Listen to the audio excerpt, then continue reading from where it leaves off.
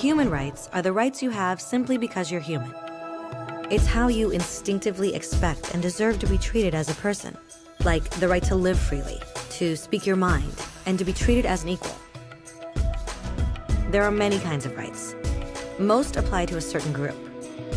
But human rights are the only ones that apply to absolutely everyone, everywhere. That means kids, old people, poor people, basketball players, garbage men, rappers, teachers, Africans, Indians, Albanians, Christians, Muslims, Kabbalists, atheists, your mom, your dad, your next door neighbor, and you all have the exact same human rights. In other words, they're universal. But the question remains, what are they? Name the human rights? What the human rights are? The right to live.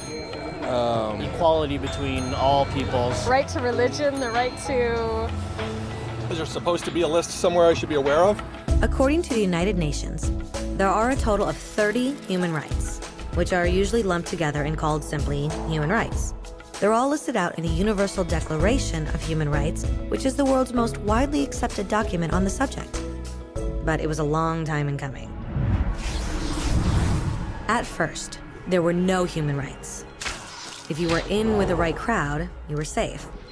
If you weren't, well, you weren't. But then a guy named Cyrus the Great decided to change all that. After conquering Babylon, he did something completely revolutionary. He announced that all slaves were free to go. He also said people had the freedom to choose their religion, no matter what crowd they were a part of. They documented his words on a clay tablet known as the Cyrus Cylinder. And just like that, human rights were born. The idea spread quickly to Greece, to India, and eventually to Rome. They noticed that people naturally followed certain laws, even if they weren't told to.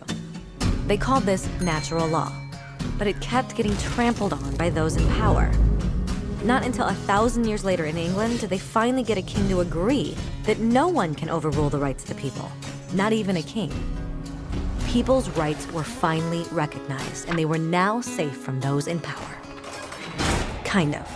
It still took a bunch of British rebels declaring their independence before the king got the point that all men are created equal. Which isn't to say he liked the idea, but he couldn't stop them, and America was born.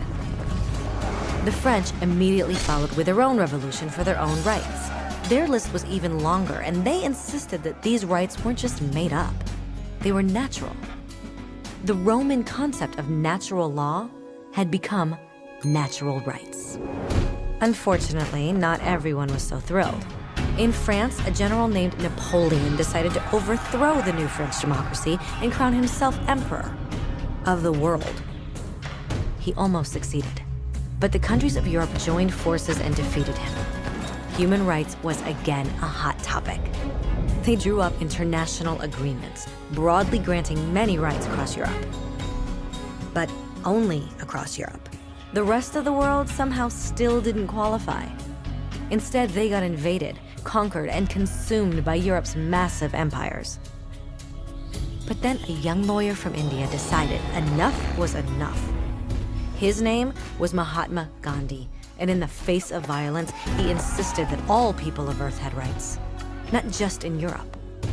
Eventually, even Europeans started to agree. But it wasn't going to be that easy. 2 world wars erupted. Hitler exterminated half the Jewish population of Earth in horrifying Nazi death camps. And all told, 90 million people died.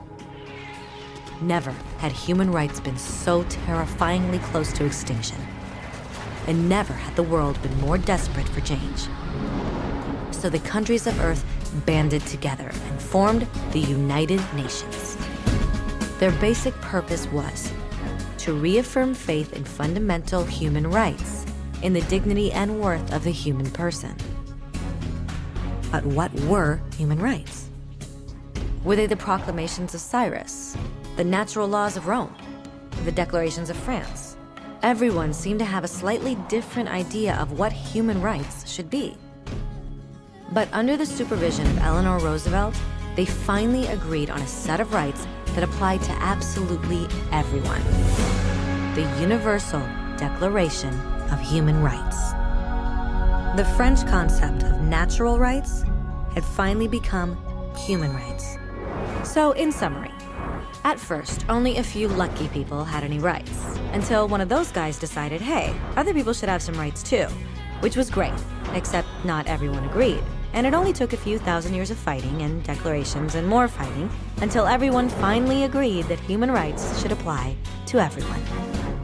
And they all lived happily ever after. Except for one little problem. If people have the right to food and shelter, why are 16,000 children dying of starvation every day? 1 every 5 seconds. If people have freedom of speech, why are thousands in prison for speaking their minds?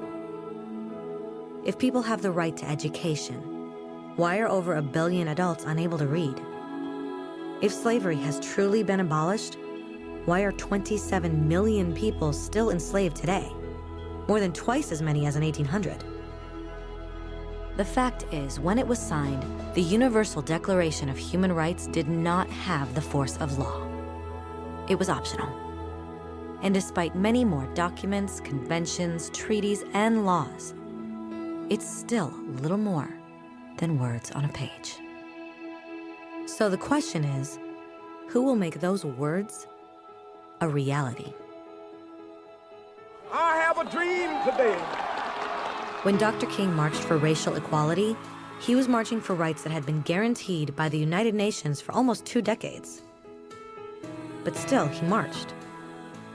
When Nelson Mandela stood up for social justice in the 1990s, his country had already agreed to abolish such discrimination for almost 40 years. But still, he fought. Those who fight today against torture, poverty, and discrimination are not giants or superheroes. They're people. Kids, mothers, fathers, teachers. Free-thinking individuals who refuse to be silent. Who realize that human rights are not a history lesson. They're not words on a page. They're not speeches or commercials or PR campaigns. They are the choices we make every day as human beings.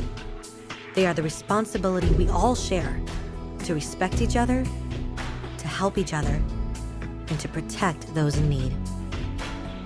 As Eleanor Roosevelt said, where, after all, do universal human rights begin? In small places close to home. So close and so small that they cannot be seen on any maps of the world. Yet they are the world of the individual person, the neighborhood he lives in, the school or college he attends, the factory, farm, or office where he works. Such are the places where every man, woman, and child seeks equal justice, equal opportunity, equal dignity without discrimination. Unless these rights have meaning there, they have little meaning